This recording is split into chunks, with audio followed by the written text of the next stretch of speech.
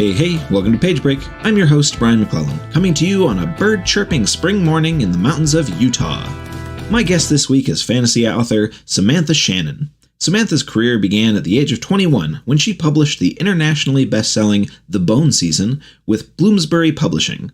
There have been 3 more books in that series, as well as Samantha's acclaimed standalone, The Priory of the Orange Tree. We talk about authorial input into behind-the-scenes decisions, our unhealthy addictions, book length and complexity, and being thrust in front of crowds as introverts. We also chat about Samantha's relationship with the media attention around her debut novel and the pressure that comes with being a young success. Enjoy my conversation with Samantha Shannon.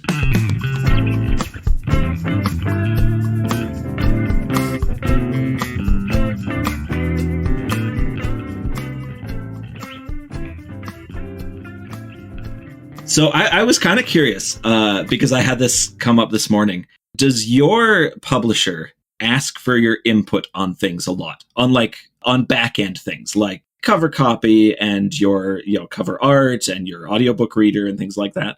Yeah, they do. So I was involved in the process of the cover for pretty much all of my books. I mean, sometimes it's out of my control. So for my Bone Season series, there was a cover change halfway through the series where they switched from these kind of colourful designs to a more minimalist with a white background. And I was quite against that because I know that a lot of readers really don't like mid-series cover changes because it doesn't look great on your bookshelf. But I was overruled, unfortunately, on that front. Later, my publisher ended up changing it back, actually, but that's a whole other story. But yeah, I normally do get asked for input. So I was shown the different stages of designing the beautiful cover for the Priory of the Orange Tree. They showed me the illustrator they were going to use.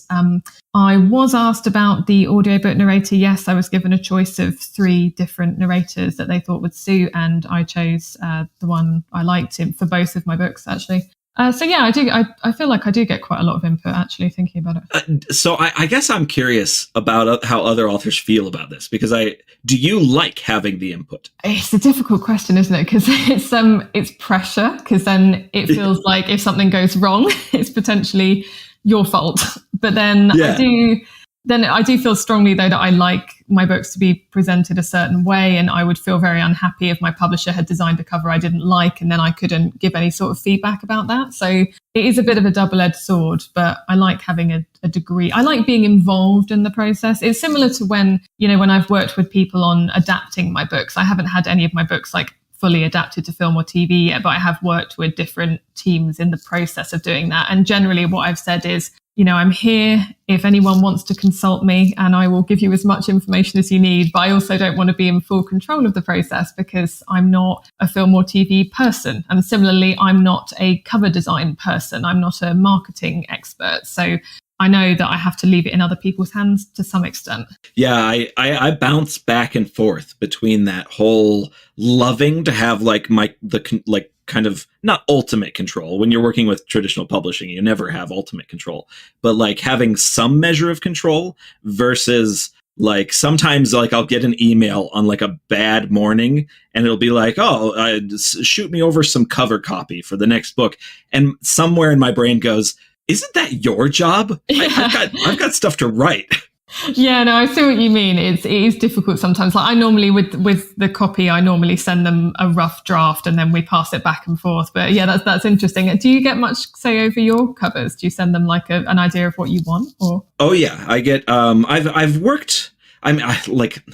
Having much say. Like I said, it's kind of you never know how much they're listening to you, right?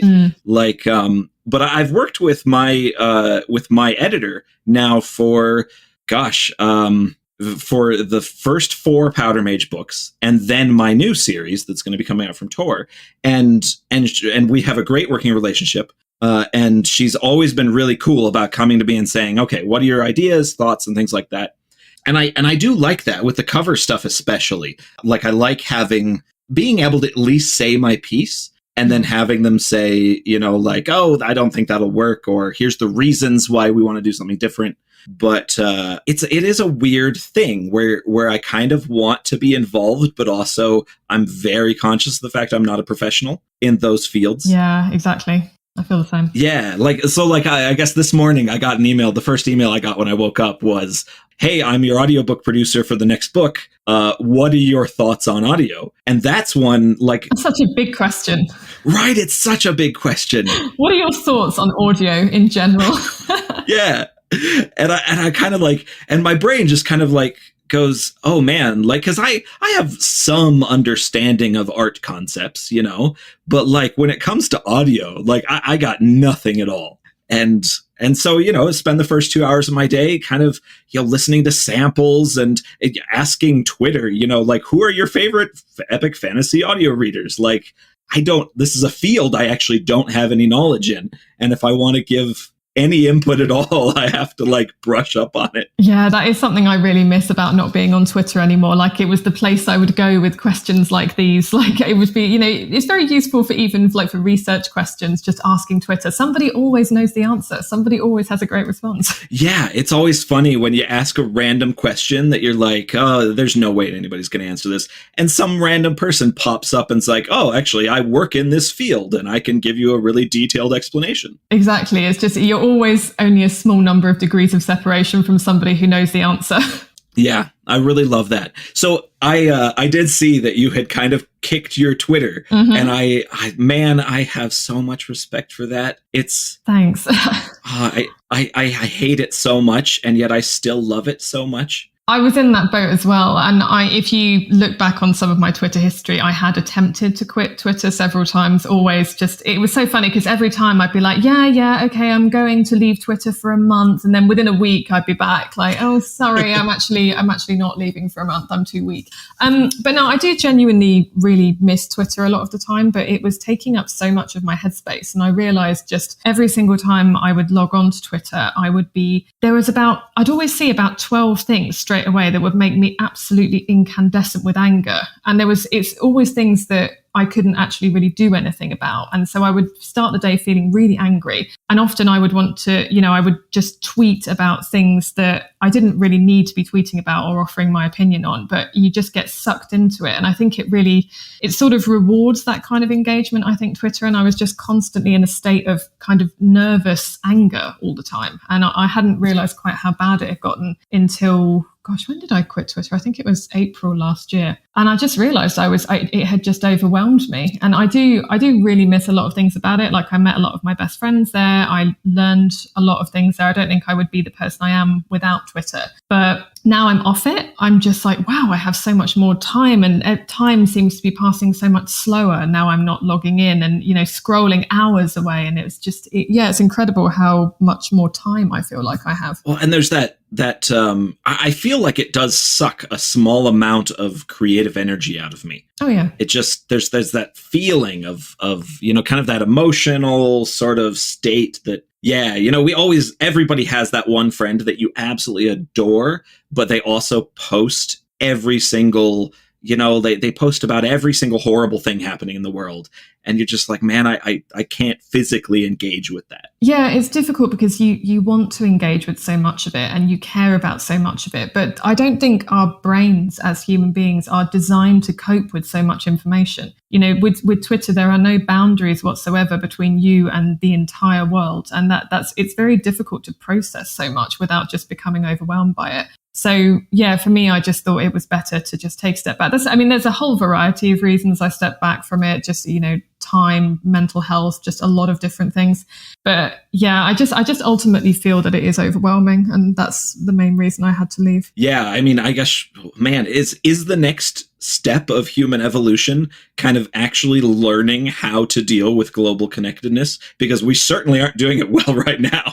No, I don't. It is difficult. And I think people just do forget that our brains are not, like I said, the brain is not really designed to function like this. And there's so many other things as well. Like when you're talking to people on Twitter, you're not seeing the whole person. It's just a picture of someone and text. So there's so many languages that we all speak to each other when we're talking. So it's not just the language of the words we're using, it's also the language of tone and facial expression and a whole bunch of different things that are very different in real life conversations versus how we speak on the internet. And I think that does kind of limit our capacity for empathy. It makes it easier to be angry and lash out at people. And I did think about that a lot, because when I withdrew from Twitter, I was mostly, I think this is part of why I withdrew as well, because I couldn't see people in real life because of the pandemic. So It was like I was because I live on my own, I think I was over relying on Twitter for human contact. But it's not sort of normalized human contact. It is just seeing words on a screen. And that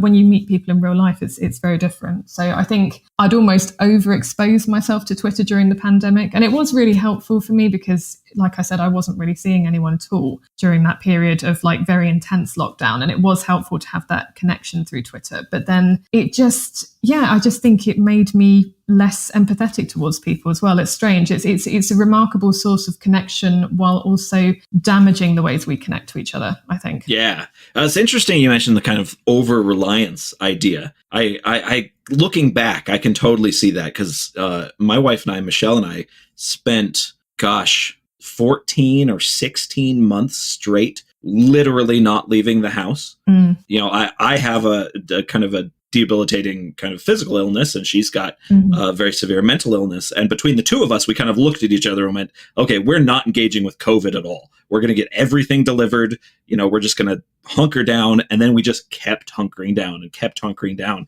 And there was a point at which I felt like I was depending so much on, you know, a couple of private Slacks I have with friends and with Twitter. And, you know, even though I don't even use Facebook much, I still scroll it, you know, like, I hate that. Yeah, it is difficult. And that is a wonderful thing about Twitter. I mean, as someone, I also have a chronic illness, and I think it is wonderful that people can use it for connection in that sense. But yeah, for me, I just felt like I had become too exposed to it to the point that I had forgotten almost how to interact with people not in the Twitter sphere. It's a very complicated issue for me in my head, but I had this kind of intervention with myself. And I remember after I quit, and I think I mentioned on Instagram that I'd been off it for a little while, and somebody said to me, like, you know, there's a season for all things. And I think my Twitter season is kind of done. And somebody else also said that, you know, they couldn't remember the last time they'd logged on to Twitter and felt happier than before they logged on. And I thought that was really interesting because I felt the same. And sometimes I would go on Twitter and see some hilarious joke somebody had done or something like that, and it'd be amazing and it would really cheer me up. But it did get to a point where I felt those moments were being overwhelmed by things that were making me angry and unhappy. So I had to really reckon with, you know, is this benefiting you anymore? So yeah, I have definitely felt its loss deeply, but I also don't think I'll be going back. That seems like such a good call.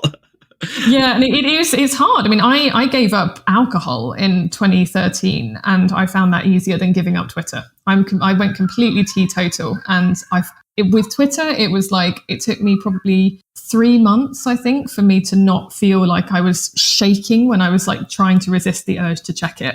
It was honestly, I couldn't believe how much easier it was to give up alcohol. I've tried quitting sugar several times over the last couple of years, and it's just, oh man, I hate that like feeling of like, oh, you know, it's really not that bad for me, I'm sure, in moderate amounts.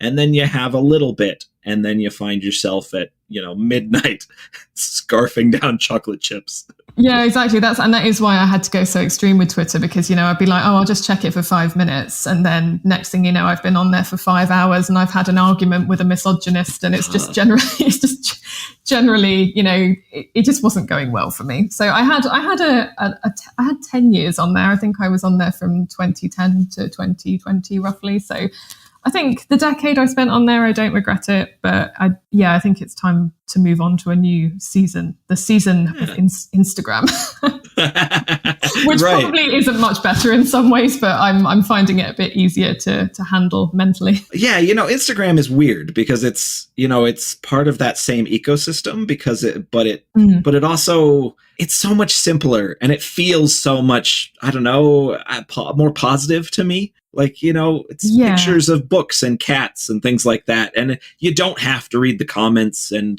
all that. Yeah. And I think it's similar to Facebook. And I think it can almost be slightly toxically positive to the point that you're just seeing the best of people's lives all the time. And I think if your life isn't going so well, that can make you feel a little bit down when you look at Instagram. But at the same time, I think it is generally a nice positive place, and I can deal with it. And also there's less of a chance. I think the algorithm just doesn't reward certain types of engagement in the way that Twitter does. There's not, quote retweets and that kind of thing. Like, you can't spread things in the same way on Instagram that you can on Twitter. It's just a very different setup, I think. Yeah, we're all it's the internet. We're all going to want to engage with it in some way.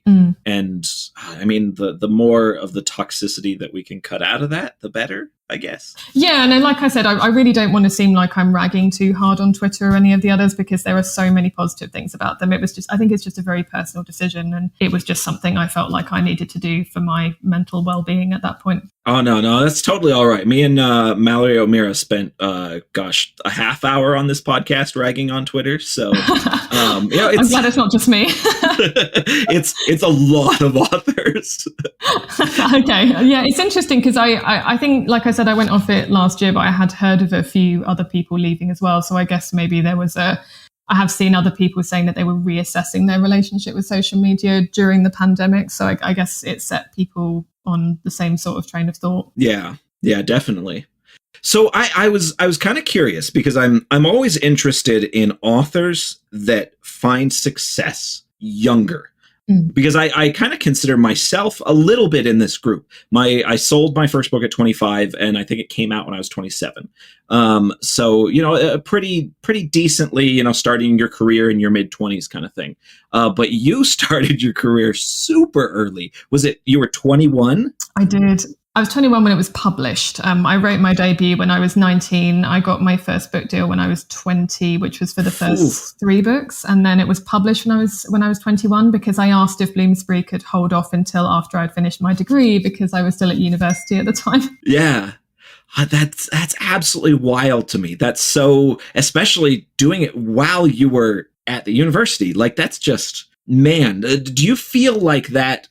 Obviously it had to have changed your life, right? Oh, yeah. Yeah. What was going through your head in this moment of being still pretty much a kid and then suddenly, bam, massive success? It was madness. I'd written a book before that called Aurora, which I was working on from when I was about 15 to when I was about 18. And I tried to get it published, and it got rejected by every single agent. And then I wrote The Bone Season. I just suddenly had this idea, and I wrote it in this sort of feverish 6 months while I would do my university work in the day, and then I would do my writing in the evening. And it was just, it just kind of rushed out of me. And I was really lucky that we had the Scottish author Ali Smith. She was a visiting professor at my college at Oxford, and she was offering to look at students' writing and give feedback on it. And she had this reputation of being really harsh, so I was absolutely petrified. But I packed up the first chapter of The Bone Season, I printed it off and I sent it to her.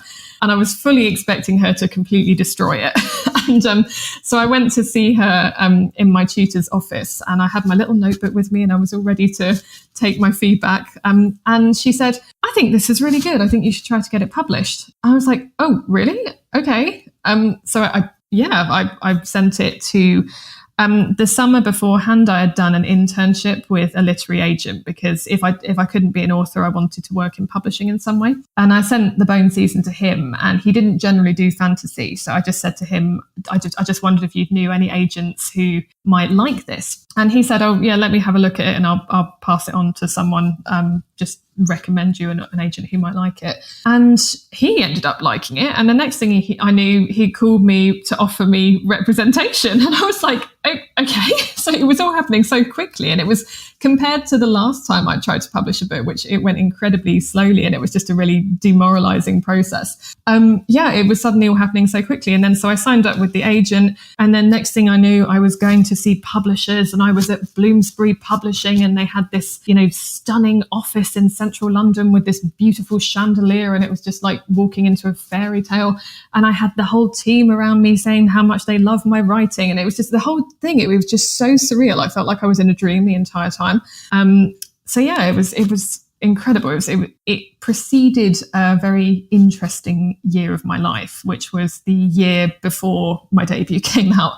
And that was fascinating because I was so young, I was clearly a point of interest to the media. And they gave me this sort of, I think it was the Sunday Times, I think, that first reported on it. And they gave me this moniker, the next J.K. Rowling. And they only said it in the way that, we're both, British authors, and my series was going to be 7 books. And it was just in the way that you would compare like a young footballer to David Beckham. It wasn't it was just that kind of thing. An aspiring actor is, I don't know, the next George Clooney or whoever. So, but somehow this was taken extremely seriously. And next thing I knew, I was all over the place. I was on Australian, morning TV, and my name was in all the papers. And it was, I didn't realize at the time that this wasn't really that normal, but it was massively overwhelming to me. I mean, I was this incredibly shy young woman who'd only just gotten her braces taken off. I was like this terrified, like socially anxious teenager. And yeah, suddenly it was just all over the place. And I had this fascinating and terrifying and wonderful year where I was just doing all this stuff I could never have imagined myself doing on TV in all different countries. And yeah, it was just a mad year.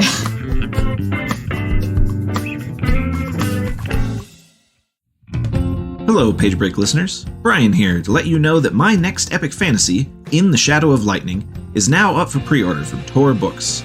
Glass Immortals is a whole new universe that introduces you to assassinations, intrigue, industrial magic, harrowing battles, heartbreaking disasters, and more for new readers and old. The book is out in the US on June 21st and can be pre-ordered from Amazon, Audible, Barnes & Noble, or get a signed copy straight from my website. Remember, pre-orders matter massively to a new book, so make sure you get that done. Thank you all so much for the support. Now enjoy the rest of the podcast.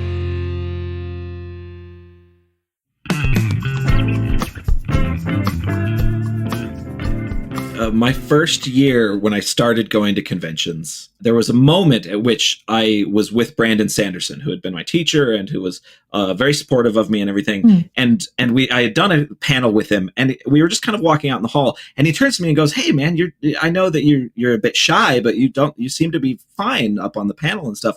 And I just looked at him and I went, I am shaking all over. My whole body is soaked in sweat. Like, I talked for like 3 minutes in front of, 100 people, and I feel like I'm going to die. Oh no, I know the feeling. It's strange, isn't it? Because I think a lot of people who go into writing, we are naturally more introverted, kind of nerdy types of people. But then there is this aspect of our job where we're expected to go from being these, sitting on our own in a room writing, but then we have to become performers. And I was fascinated by this for America, especially because in the UK, it tends to be that when we do author events, it's normally kind of an interview format, like you'll have a moderator who asks you questions. Whereas when I go on tour in America, I have to specifically ask my publisher to call ahead, because I've heard that a lot of US authors, and I'm sure you can tell me if I'm right or wrong, but you sort of, it tends to be the authors kind of do a speech as the event. Oh, I hate it. I hate it so much. Oh my God, I couldn't do that. Like one time I went to, I think it was Tennessee, and I think it's on YouTube, and for God's sake, don't look it up because it's a mess. But I think they didn't get the message that I wanted a moderator. So I just had to do a speech, like off the cuff. It was terrifying. Like you said, I was like shaking and sweating, and of course that was the one event that they were filming. So there's just this YouTube video where I'm clearly going to pieces in terror. I definitely, so early on, I got a little bit of kind of local sort of, I grew up in the Midwest in Ohio. I got a little bit of kind of local attention where I got invited to speak at a couple of libraries and things like that. And, I said yes, because that's what I'm supposed to do, right? Mm-hmm. I show up and I kind of prepared. I had a bunch of notes and everything. And I felt it was miserable every time. And everybody was always very nice and really cool about it. But then I decided at that point, I was like, okay, from now on, I'm going to have some random crap that I talk about for 5 minutes. And then I'm going to turn it over to the audience to to ask me questions, to kind of try to engage with them, because that is something I can do a little bit easier than just talking blindly. Yeah. But I absolutely hate the expectations of getting up in front of an audience and just talking for an hour. That's not what I do. I was so shocked when I realized that, and it's like my terror that I feel so like such a diva that I have to call ahead and be like, sorry, can we organize a moderator, because I'm just useless. I cannot just do a speech unless, I mean, I think I did one speech in Poland once, but it was because that was like the only format for the event, and I just did a speech about strong female characters, which is something I felt quite strongly about. But yeah, to do it for like a whole tour. And I'm always so interested when I see American authors getting up on the stage and doing these incredible performances. And they sound so confident. And I'm like, oh my goodness, where'd you get this from? I'm so envious. I get super annoyed with authors who are able to do that so easily. I remember really early on in my career, I went to a local signing that had Brent Weeks speaking, and we had the same publisher, and so I wanted to meet him and everything. It was really fun to meet him, and we've become friends. But I got there and sat down, and he had written like a whole bonus scene to be able to read out to people that, for 40 minutes. Wow. And then he talked and he, answered questions, and he was just so good at it that I was immediately furious. It is. Oh yeah. It just makes me so envious. I would love that. I mean, I've got better over the years. I think the good thing about doing events over and over again is you do become a bit more confident in you step into that performer role, but it doesn't come easily to me at all. And I imagine it doesn't come easily to a lot of authors, but some authors make it look very easy, and I'm very jealous. Yeah, no, same. Very much so. So do you feel like kind of that early success, do you feel like it put a lot of pressure on subsequent books? I put pressure on that book. It was terrifying, because imagine being compared to one of the most, successful authors of all time. It sets you up for failure immediately. So yeah. It was kind of, I remember once shortly after the Bone season was published, and it became an instant New York Times bestseller, because it had so much media attention, which was lovely. But I remember I went to do an interview for the BBC, and the person interviewing me said to me, "Oh, so your book didn't sell as many as Harry Potter. Are you disappointed?" And I was like, "What do you mean? Of course it didn't. It was just, it was a silly comparison to use. It was just, and it was setting the book up for failure. And it was, looking back on it, it is terrifying, because I think that it could very easily have tanked my career from the offset, because it was so much pressure to put on a young debut. And I'm not saying The Bone Season is a bad book, but it's a debut novel. It's not my best piece of work. I think everyone's debut, there are things that they would change about it. And it was terrifying, and especially because so much of the interest in me at that time was not based on the book. It was based on me personally, and it was based on how young I was. And if being young is your selling point when you come into the public eye, you're not going to be young forever. So that's a problem. Because it was just this huge excitement over the fact that I was just 20 years old. And of course, by the time the book comes out, I'm 21, and the next year I'm 22, 23. So I think publishing does kind of have a thing with very young authors, and I have a lot of thoughts on how that can badly impact them, and how you shouldn't be using youth as a marketing point, because not every author's career will survive that, and I feel very lucky that mine did. Yeah. No, that's fascinating, because when I was in the situation, I didn't get the kind of media attention that you did, but it was certainly like a bit of a talking point that, I sold this book when I was 25. I hadn't had a career. There was nothing else going on in my life. I just suddenly became a writer.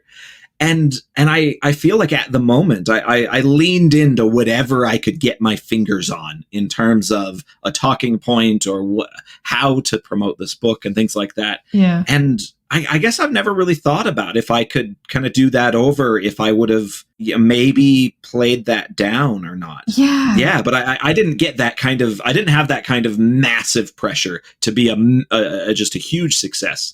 And I've been kind of weirdly lucky in that my books have been consistent, moderate successes, rather than like a massive splash and then everybody expects something from me. I think that's quite good though, building like a solid sales base, because it's obviously nice to get a huge bestseller right off the bat, but then you have to keep matching that, and it almost sets yourself a really high target that you have to keep hitting every time. But I think publishing does, there's a pressure on us to be instant bestsellers, and I think that can be very harmful because, like I said, our debuts are not usually our best pieces of work, and not every author is going to be a huge bestseller. I doubt I would have been. I was just very, I say, fortunate. I have an odd relationship with the media attention I got, because I recognise that was the reason that I was an instant success. I'm under no illusions that I doubt I would have been otherwise, but it was also a lot of pressure, and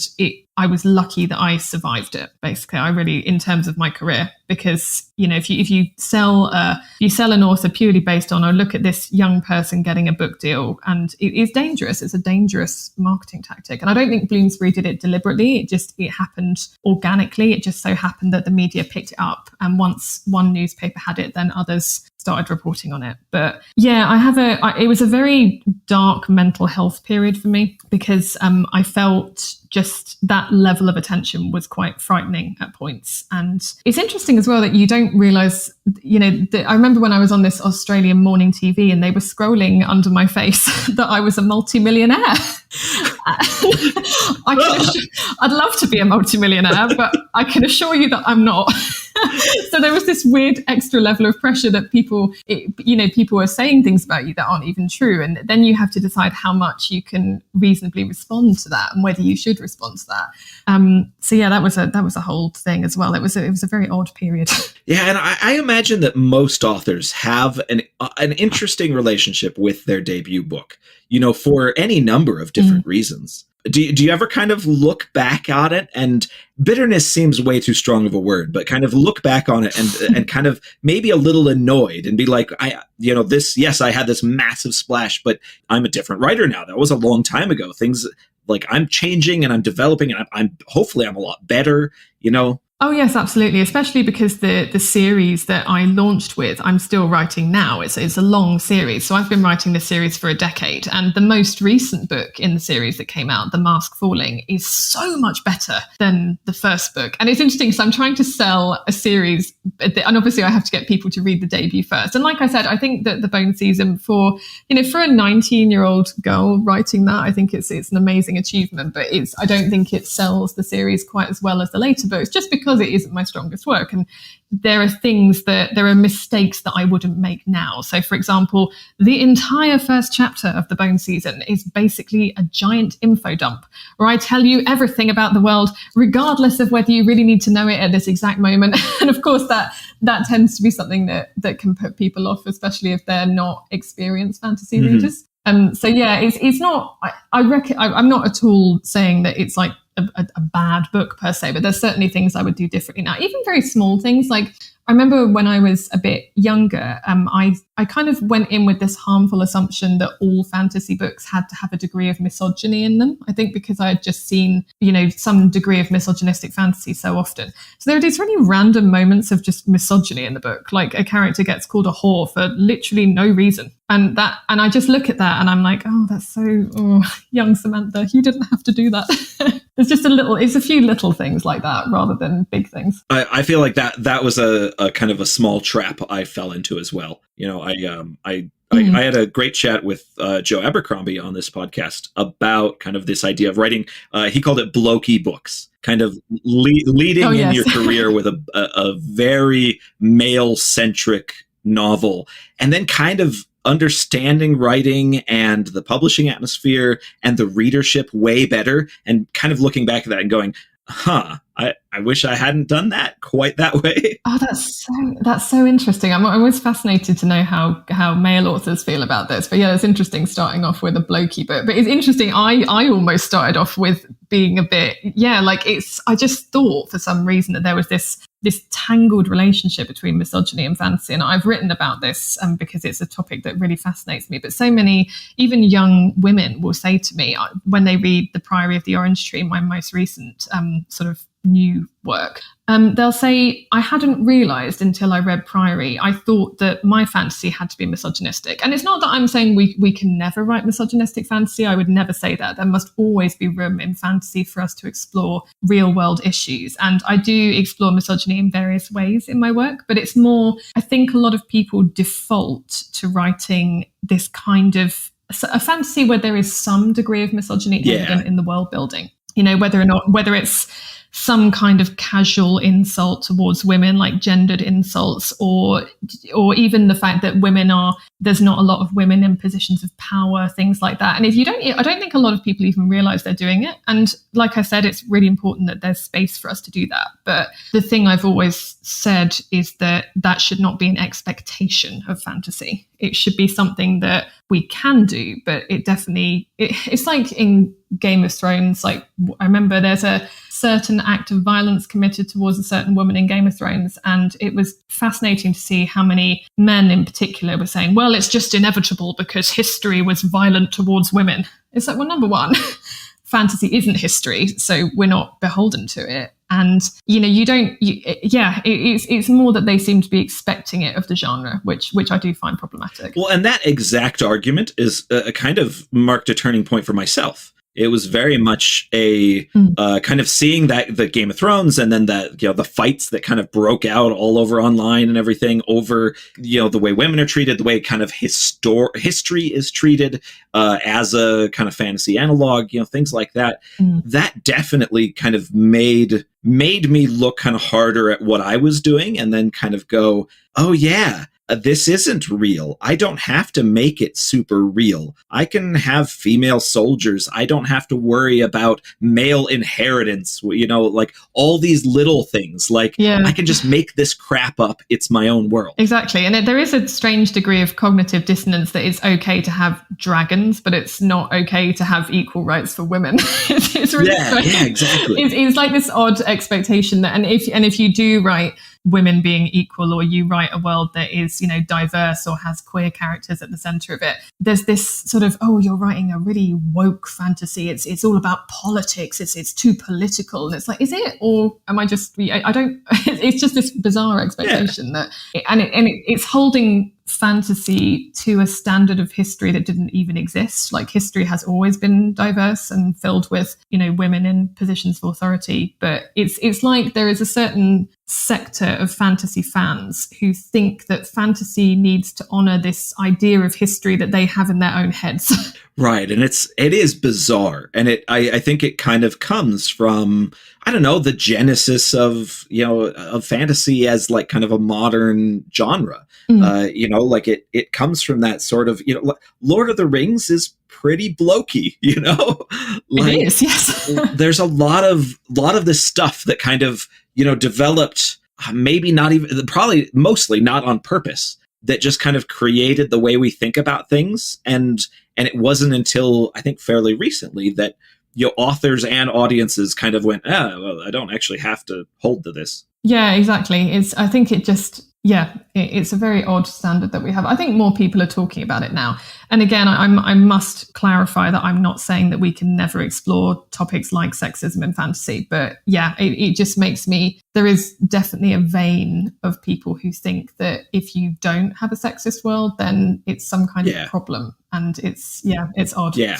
And it all depends on the author and what they want to do. Every author is kind of able to do what they want. You know, For me personally, that's not a topic I really care to spend a ton of time on.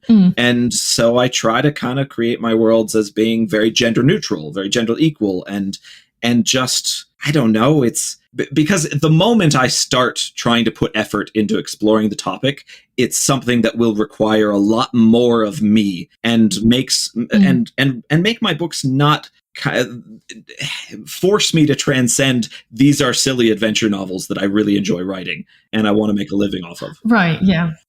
And I think there should be room for both. I think that there should be books that explore real world topics, and there should also, basically, I love to see books where women rise up against the patriarchy, but I also like to see books where there is no patriarchy. Like, I want both. I don't think that certain groups of people should expect to always see themselves being oppressed, even in fantasy. I think, as fantasy authors, we can transcend that and we can show how we would like the world to be as well as how the world is. So it's good to have a balance, I think. Yeah.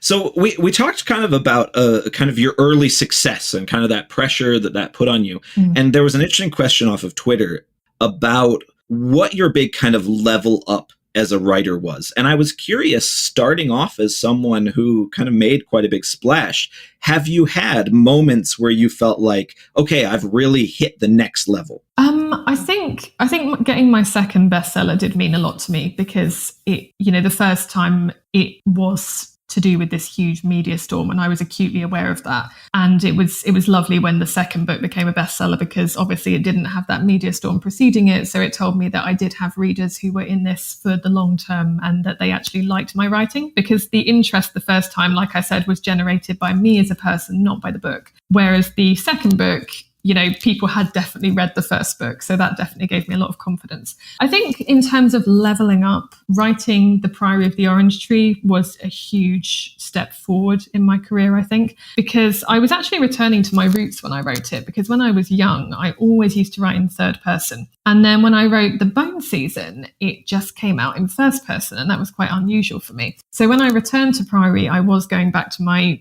teenage writing roots, and I just felt I came into my own with my writing there. Like I love the first person voice of The Bone Season, but it was nice to be able to I think with third, you can show off a little bit more. You can refine your writing style and you can show off a little bit with metaphors. And it would look a bit odd if my first person character, for example, stood there and was like, oh, the glorious moribund sunset or something like that. But it was nice. It was nice to be able to, I called it alchemy, writing Priory. It was like I was unlocking a new phase in my writing. Well, and it's a different, it's kind of a different world setting, right? Kind of secondary versus kind of alternate Earth, right? Yes, exactly. Did you find that you kind of enjoyed playing in one sandbox versus the other? Because there are certain requirements when you're writing something that's alternate Earth or alternate real world that you have to touch on the real world.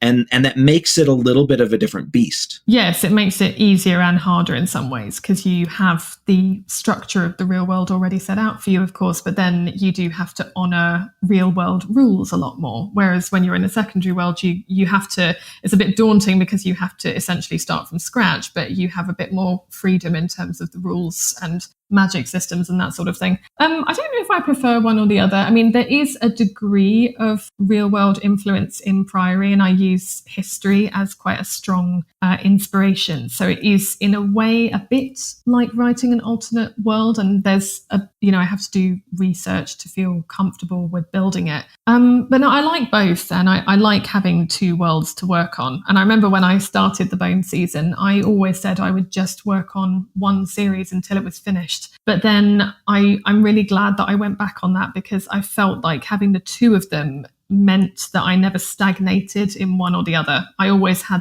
if I started to feel like I was stagnating on one, I could move into the other world. And I think being able to switch between those two modes has sharpened my writing and helped it mature. Whereas I think if I'd just written from one first person perspective for the last decade, I don't think that would have been good for me creatively. I think I needed something else to keep my craft, alive and developing. Yeah, to be able to kind of learn from yourself and change things up. And because if you keep doing the same exact thing over and over again, you may get very good at it, but I feel like you lose your sharpness in other areas. Yeah, I really think so. I'm definitely glad I had the two things, and I'm hoping to work on my third project this year that's separate from both of them. So very good. Very good. What did you So Priory started off as standalone, right? But you are working on a sequel. Not a sequel. It's a prequel. Okay. I haven't even formally announced it yet, but it's like this strange situation where I sold it 3 years ago, but I haven't formally announced it. So I keep going rogue and talking about it, even though I'm not supposed to. But yeah, it was kind of hard for me to hide that I was working on something for 3 years. So what can I say?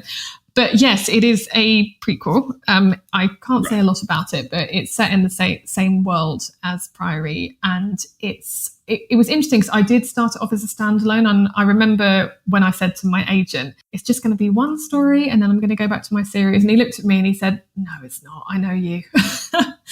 And it did end up getting a lot bigger than I expected because I wanted to build this really big, rich, complex fantasy world with a very long timeline. Inevitably, I became interested in other periods of the world's history, and I became fascinated by some of the characters that I'd created for the history. And yeah, the idea is that I want it to be a series of standalones rather than with the Bone season. It is, you have to read them in order to understand what's happening. Whereas with the Priory world, I would like you to just be able to pick up any one of the books and understand what's going on. So it's more like a cycle than a sequence, I suppose.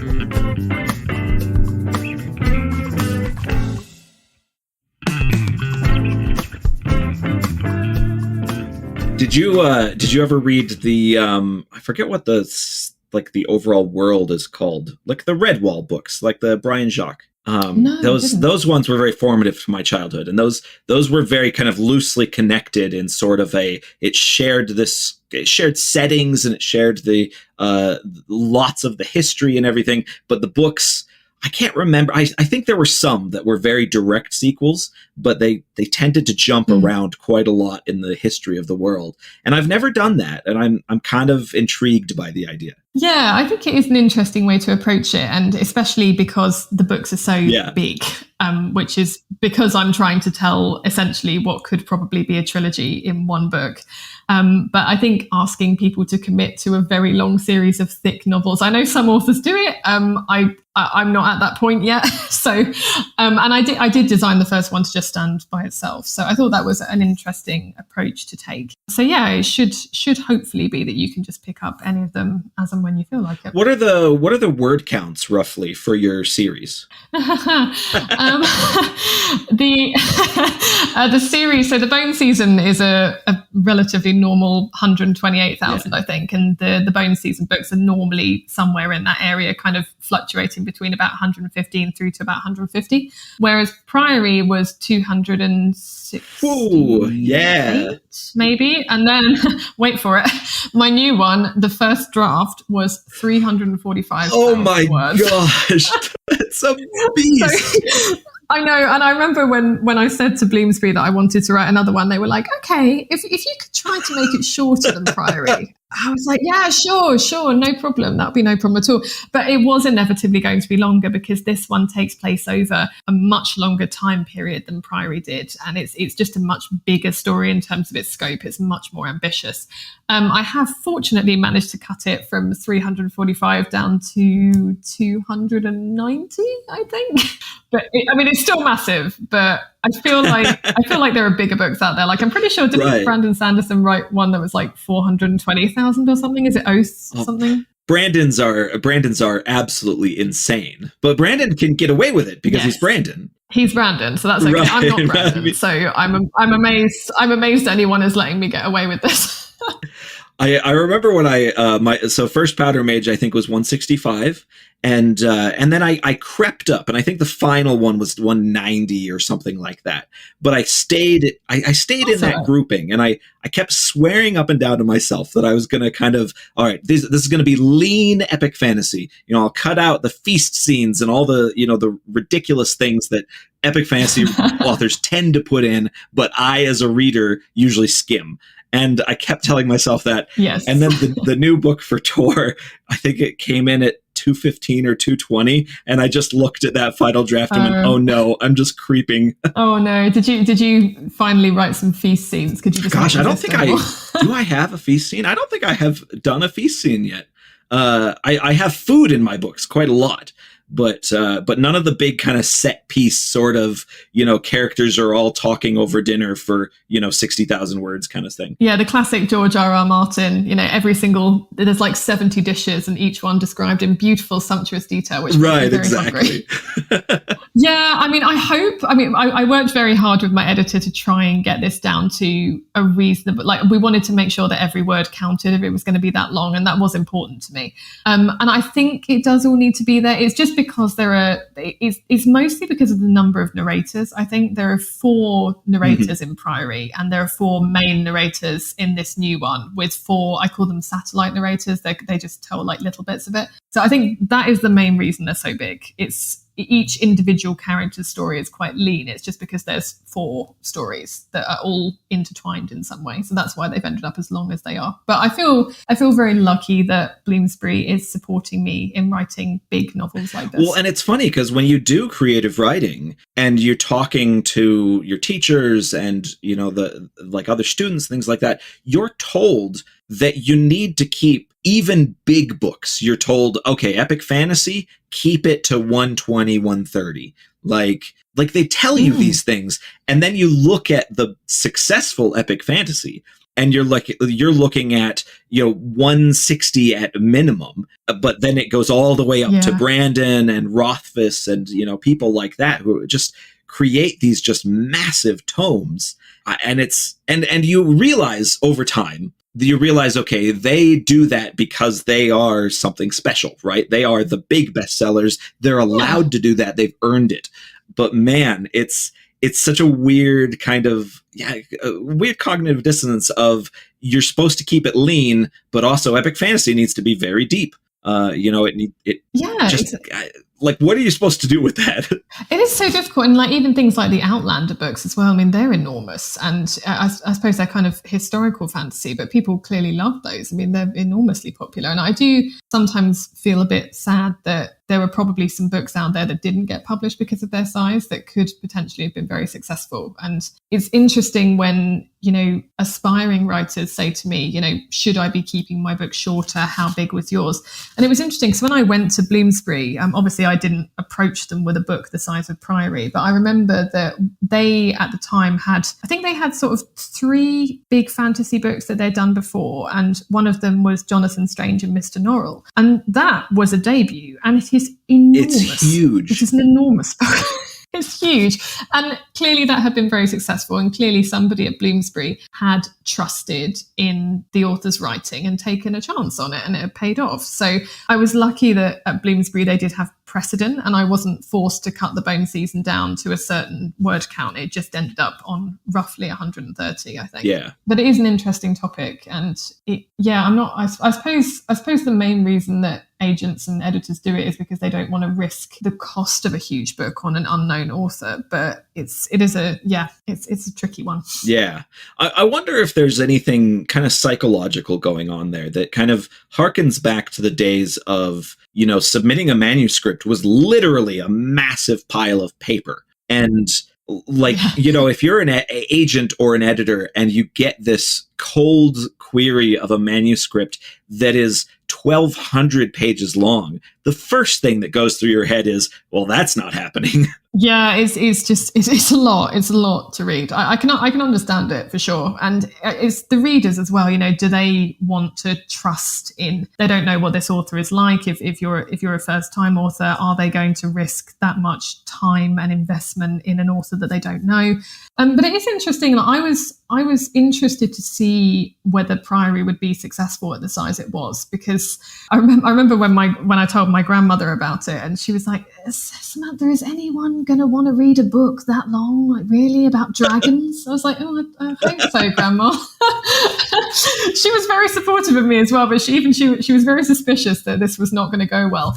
And but it was interesting because I think there is an appeal in the standalone to a readership, because so many books now are split into either duologies or trilogies. And it's interesting because that, to me, it does conflict to a degree with we now expect to be able to binge things like TV shows. And I think that there are certain readers who do appreciate, even if it's a chunky standalone, but they can get the whole story at once. They don't have to wait a year for the next installment. So I think that is part of why Priory has worked for people, because even though it is a very daunting book, and so many people tell me how intimidated they are by it, especially because Bloomsbury, Bloomsbury tends to go for this very thick paper, which looks beautiful, and that's clearly why they're using it, but it does make the hardback look really frightening.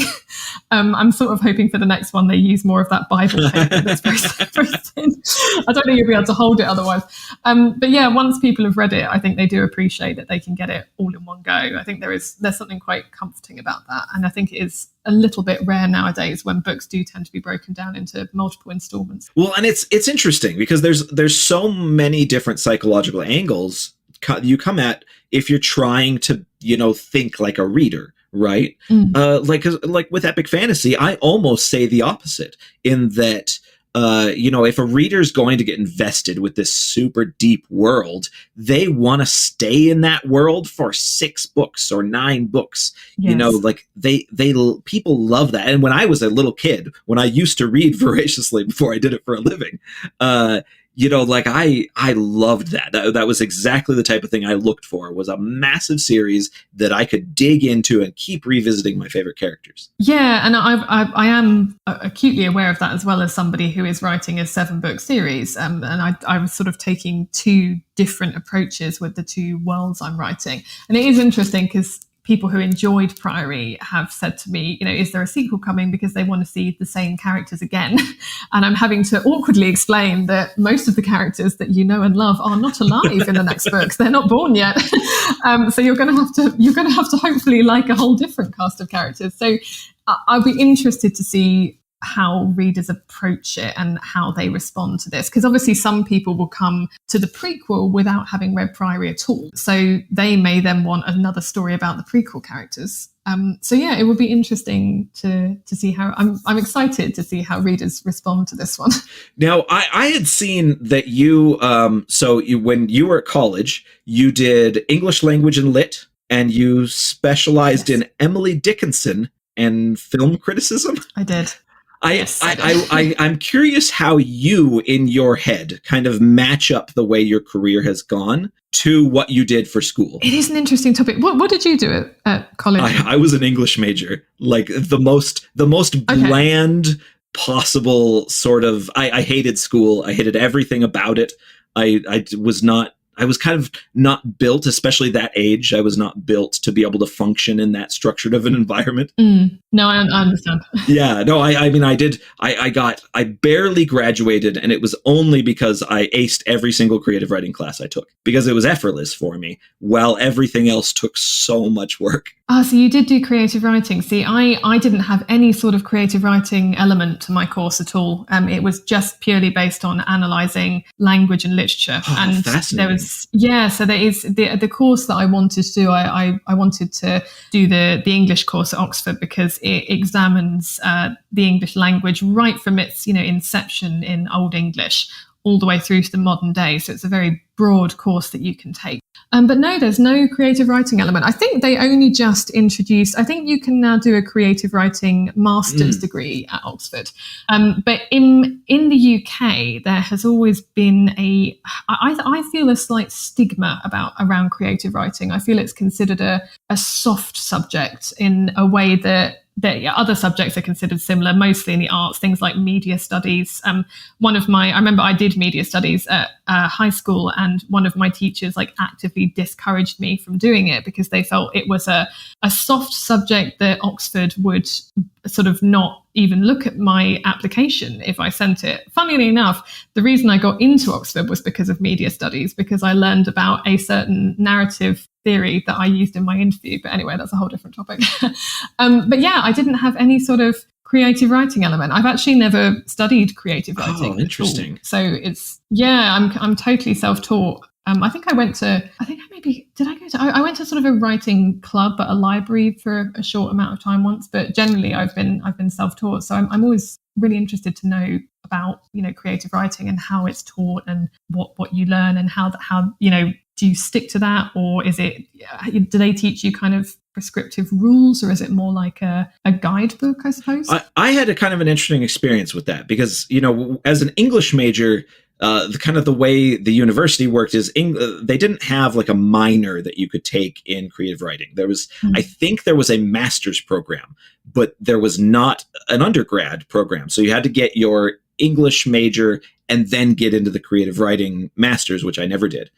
But they had, you could take tons of different electives, right? Like to fill out your graduation forms, whatever.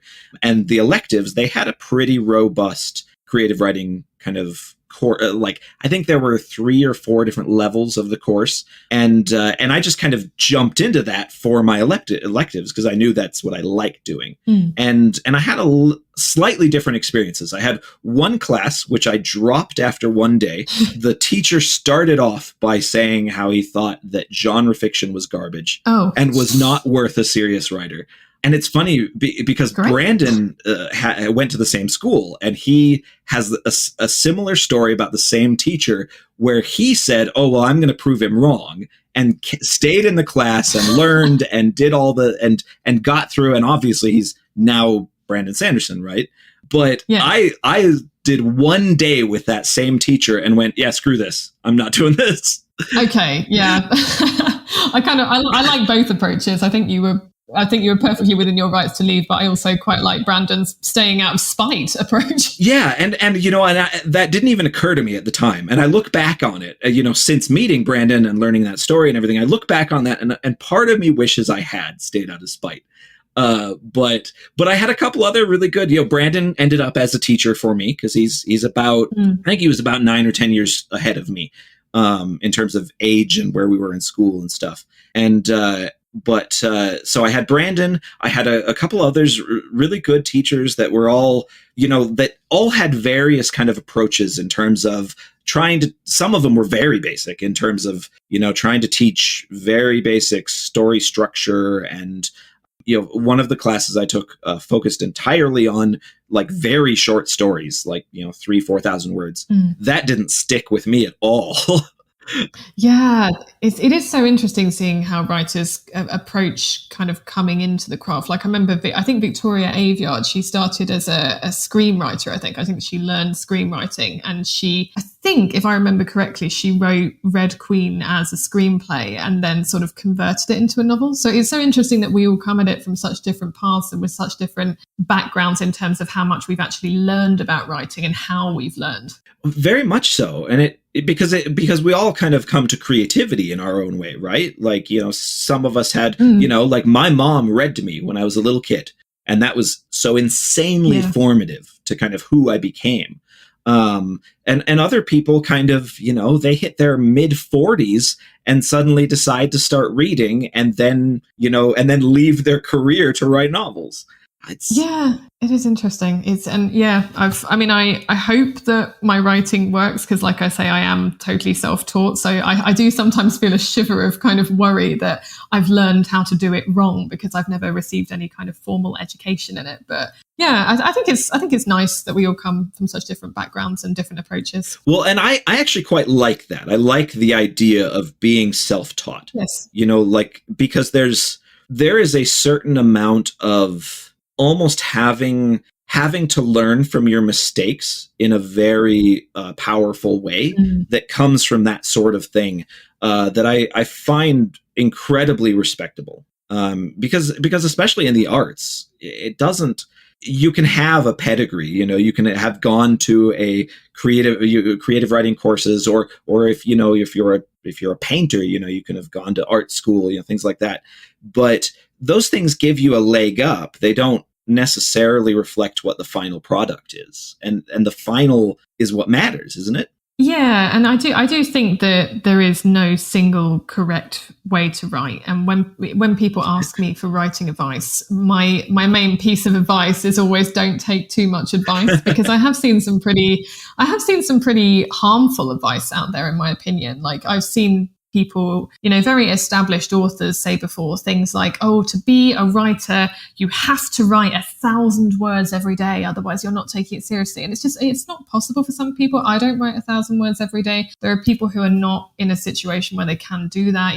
They might not have the financial security to do that. They might have multiple dependents. And there's so many reasons why somebody couldn't write 1,000 words a day. I have more than one chronic illness that means that some days I just can't write or sit at my computer at all. So that kind of writing advice does bother me a bit, where it becomes really prescriptive. And it's just, that it frustrates me when I see that. So I do think you should take all advice with a pinch of salt. Oh, absolutely.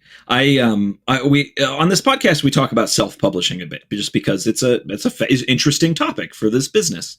And I may rag on it a little too much sometimes, even though I deeply respect self-publishing as a format and as a thing to do. And I think one of the reasons I rag on it too much is because you find a lot of self-publishers who do that thing where they present the way you have to do it. Yes. And they present it as, as they are the lord of this kingdom and you have to do it the way they told you. And I hate that so much. Yeah, I don't know a lot about self-publishing. So that is something that does interest me. It's something I did consider for my first book before I got my book deal with Bloomsbury. And it is something I massively respect, just the fact that you have to do all the marketing and the design and everything by yourself. I just couldn't imagine that. You are your own team. It's incredible.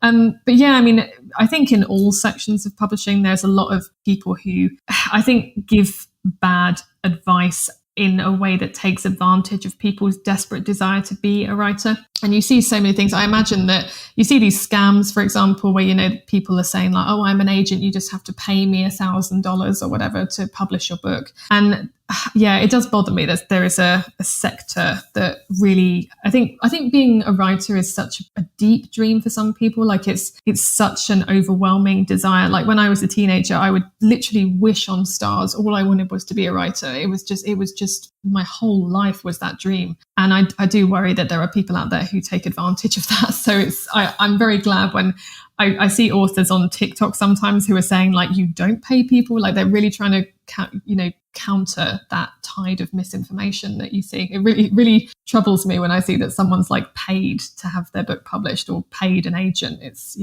Well, and that was one of the first things I learned from Brandon when I took his class was he had this rule, and I can't remember if he came up with it or if it was something he had gotten from a previous teacher of his, but it was money should always flow towards the author. Yes. And it was such a simple way of stating, don't let yourself get pulled into these predatory publishing schemes. Exactly. I think that's a really good piece of advice. Yeah. Yeah.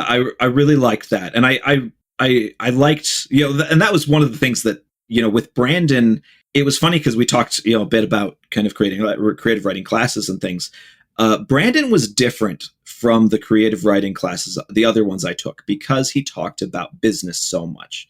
He talked about it as a job rather than as a dream. And I know that a lot of writers love the romanticism about, having writing be your dream.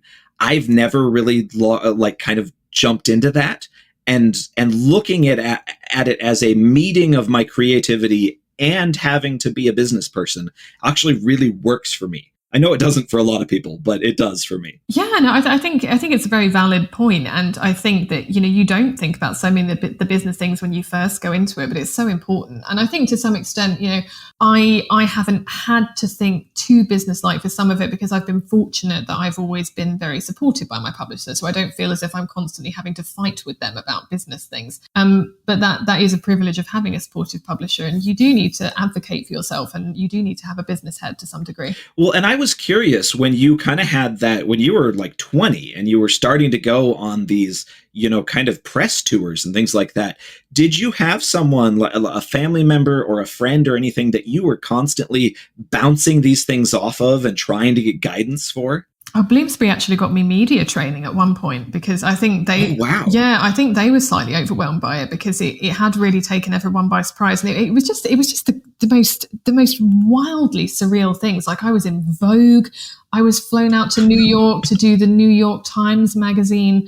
Like literally, they just flew me to New York for a day. Like, what kind of wild dream is that for just a young British girl who just thought of New York as being like the place in the movies? It was just all of this wild stuff was happening, and I was on BBC and just these huge things. And again, I was totally unprepared. So yeah, they did get me media training where they would sort of talk me through how to cope with harder questions and how to just various ways of dealing. It's mostly about how to deal with questions that you don't really know how to answer. There's little sort of ways that you can answer a different question instead without making it obvious that you're doing it. But yeah, they were really supportive of me. I think it just took everyone by surprise, the strength of the media response to it.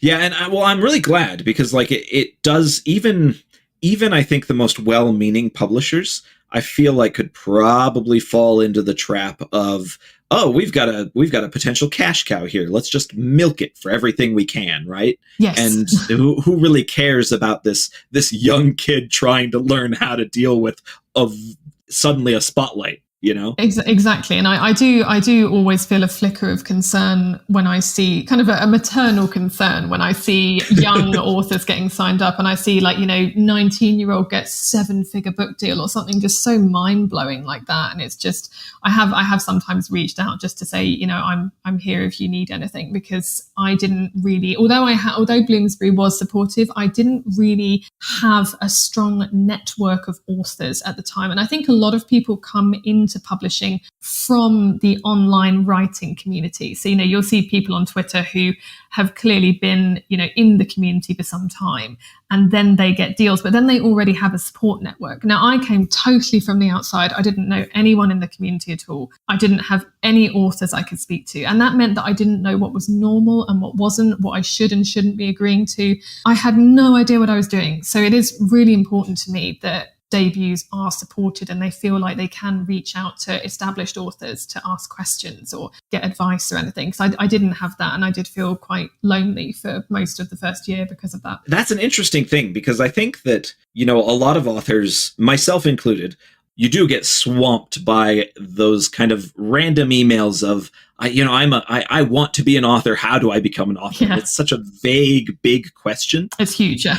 That oftentimes you just, I'll let those emails sit in my inbox for 3 weeks, and I'll be like, I don't know how to answer this. And finally, I'll either delete the email and feel horribly guilty about it and hope they assume I was too busy, or I'll answer something really vague and kind of, I don't know, just not a good answer. Yeah, it's hard. It's really hard because you don't know their individual circumstances. It's very difficult to advise someone when you don't know their specific situation. Yeah, but when you have somebody who has already gotten a deal. Oh yeah. When somebody reaches out to you and said, "Hey, I just got signed by whoever. Do you have any thoughts for me?" That's way easier for me. I can deal with that. Yeah, that's what I meant. It's usually when they've already got the deal, so that I can help talk them through the structure of what they're about to go through. It is harder when it's an aspiring writer, because there's just, like I said, I find it very difficult to give any sort of advice because it's so specific to me and my journey that I don't know if it's going to work for them. And I'm always very frank about this. And I will just sometimes say, I'm not good at giving advice. That is not my area. Because I think it's more harmful to give bad advice than to give no advice. But you've got a step further than me by having a public email inbox, because I don't have that. I just don't know if I could. I feel like that would be very high pressure for me to have, to be that accessible. I think 90% of what I get is kind of fan mail, and it's the kind of fan mail that they don't really expect an answer. It's a, hey, I liked your books kind of thing. And that's easy. I can easily dash off oh, that's very kind of you. And it takes me 10 seconds. But yeah, when I get genuine questions, it always throws me for a loop, and it's I'll have forgotten that I have a public email up until that moment. Yeah, it is hard because you're oh, am I the best person to advise you on this? And it is such a subjective industry. It's hard to know whether you're advising someone correctly. I think the closest I get, I actually still have Tumblr, which makes me feel about 400 years old, because who the hell Right. is still on Tumblr? But I actually like Tumblr. I think Tumblr is overdue a renaissance, frankly, because it has a very good inbox system. And I do get a lot of questions in there, but they are mostly about my books, which is the kind of question I like answering because I know what I'm talking about. Yeah. If you ask me something about the world I've built, then I'm going to know the answer to that. Whereas if it's how do I get published? Like you say, it is such a broad question. It's just, how do you even begin to answer that question? Near impossible. Yeah, or like, I'm struggling with my manuscript. What would you advise? And again, I don't know why they're struggling with their manuscript. There could be a million reasons for that. It could be that there's a problem with the manuscript. It could be their mental health. It could be anything. There's, it's huge questions, very hard to answer. Yeah, very much so. Well, I have kept you for quite a long time. That's all right. I love to wrap these episodes up by going totally into left field. What's the last food that you ate that blew your mind? Oh gosh, what was the last food I ate? Period. I can barely remember what I had for breakfast this morning. I had an absolutely terrific brownie yesterday. Come to think of it, have you ever had one of those Lotus biscuits? I don't know if you have them in the States. I don't know if I have. I'd have to see the packaging. They're like little sort of biscuits that you get with a coffee in, like, I don't know if you went to... Oh, yeah. They're almost gingerbread-like. Yes, that's the ones. Yep. Yeah. I had a Lotus brownie at my local cafe, and it was absolutely bloody delicious, if I do say so myself. Oh, that sounds really good. Yes, I do like a brownie. I love brownies so much. That was one of the things I decided, we talked way early at the beginning here about kind of having an intervention for yourself. Yes. And that was my intervention at almost a year ago, right at the beginning of last year, was I can't eat garbage all the time. And one of those things was that I used to make brownies just every Friday night kind of thing. Oh, nice. I'd just make a pan of brownies and Michelle and I would eat them over the course of the next day. And it's so bad, but I love brownies so much. They are just so good. My current thing is I'm trying to give up coffee but it's like my one sad little vice I have left, because I can't drink alcohol because of my migraines, and I can't really eat chocolate that often because of them either. So I just have this one sad vice, which is my coffee. And I think that the coffee probably causes migraines as well. And I'm like, is there anything that this illness will not take from me? Oh no, that's the worst. That's very annoying. My rheumatoid arthritis gets really flared up if I have really fatty meats. And so occasionally I'll treat myself to like a really nice piece of steak or something like that. And I regret it for like 3 days afterwards. I know. It's so hard to resist though. Why do our bodies not just let us have nice things? Why is it so hard? I know, right? Yes, but yeah, so that's my next goal. But I'm gonna ease into it slowly. I'm gonna just have like 3 coffees a week and then try and get down to 2 and then maybe 1. Oh my gosh. I started up on tea about 4 years ago. And I got to the point where I was probably drinking 6 or 7 cups of tea a day. And I think I'm down to 2 or 3 now. I'll do 2 caffeinated and 1 decaf in the evening. And it's just, it's that, all that caffeine, it makes you jittery. And I wouldn't know, because I think I'm now immune to caffeine because I've drunk so much. Oh, really? I can have a coffee at 11 in the evening and I'll be dead asleep by midnight. I just don't think it affects me anymore. But that's bad. Oh my gosh. That's really, really bad. That's not great. That's the sign I need to stop.